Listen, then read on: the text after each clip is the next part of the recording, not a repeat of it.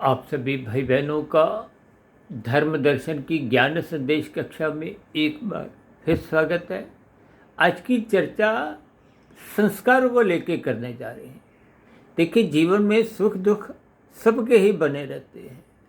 जब जब जीवन में दुख आते हैं, अक्सर मनुष्य दुखों को ज्ञानपूर्वक सहन नहीं करता, उनसे कोई शिक्षा नहीं लेता।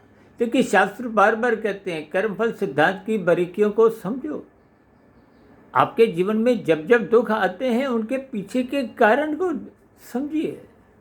किसी पड़ोसी द्वारा पारिवारिक स्तर पर या अन्य किसी परिस्थितियों के वो दुख नहीं है, वो आपको स्वयं अपने किए गए कर्मों का एक परिणाम है। तामसी स्थितियों में गिरते हुए आपने जब गहरे तल पे पाप कर्म किए, चाहे कानून का उल्लंघन भी किया हो, उनके ही एक समय विशेष के बाद फल आते हैं।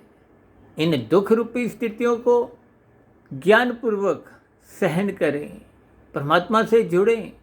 अन्यथा कर्मों को, स्थितियों को भोगते भोगते मनुष्य अक्सर कुछ गलतियां कर जाता है, कुछ अपने संस्कारों की दिशा में एक कमजोरी ले आता है। जबकि संस्कार, देखिए, बार बार आपको हमें कर्म करने की प्रेरित और बाध्यक स्थितियां दोनों में ही ले जाते हैं।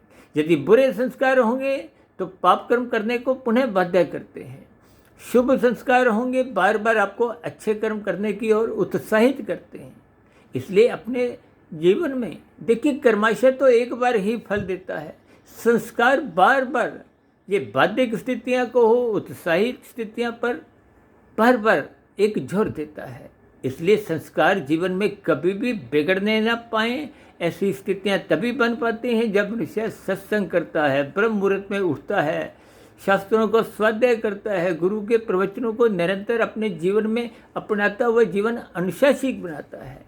इसलिए मेरी आप सभी भाई बहनों से विनती है, संस्कारों को एक विशेष महत्व दें। नमस्कार।